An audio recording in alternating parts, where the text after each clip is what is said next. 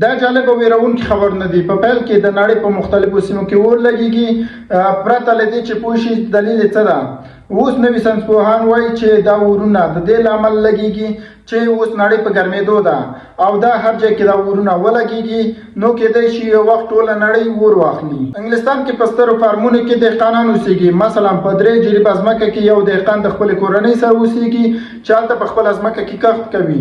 اوس په انګلستان کې داسې خلک هلته پیدا شوي دي چې د دې دهقانانو کورونو ته ورځي او دوی په خپلو کورونو کې ټوټه ټوټه کوي او غوښې یې هسې غورځوي. اوس دې کار د انګلستان دهقانان ویرولي دي ځکه چې هیڅ نه پوهېږي چې دا خلک څوک دي او کله به حمله کوي او څنګه به حمله کوي په دوی باندې. په امریکا کې بیا کورنۍ پریشانه دي ترڅو خپل ماشومان ته موبایل نه ورکړي، ترڅو پکې کارتون وګوري، ځکه دا کارتون ډېر ساده اما په منځ کې ډېر پټ رازونه دي چې د ماشومانو په ذهن باندې بد اغېزې کوي. مثلا دا کارتون چې تاسو ګورئ یوه ښځه ده او دا مکروني چې په شکل د یو کیک ده د دې اړوند خبرې کوي، خو په اصل کې د دې کارتون لاندې یو داسې یو څه دي چې اصلا زه درته ویلی نه شم. هغه ماشومان ستاسو چې تمام ورځ موبایلو ته ناست دي ډېر زیات متوجه اوسئ. شاید ستاسو فکر وکړئ چې دوی کارتوني ګوري، خو په اصل کې هغوی شاید داسې یو څه وګوري چې د 18 کلونو پورته انسانان هم په لیدو باندې ویریږي یا غیر مستقیم ډول د دوی په ذهن باندې ډېر بدې یا منفي اغېزې وکړي.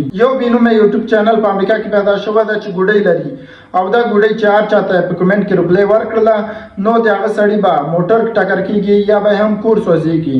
نو د همدې د خاطره اوس څوک دی چې یوټیوب چینل ته نه ورځي او نه ورته څوک غواړي چې کمنټ ورکړي. د دې یوټیوب چینل څه نوم ده نه غواړم په دې اړه څه ووایم، ځکه زه پوهېږم چې تاسو افغانان د قصده نه غواړئ هلته لاړ شئ او هلته کمنټونه وکړئ، ولاکې رسکه وکړئ.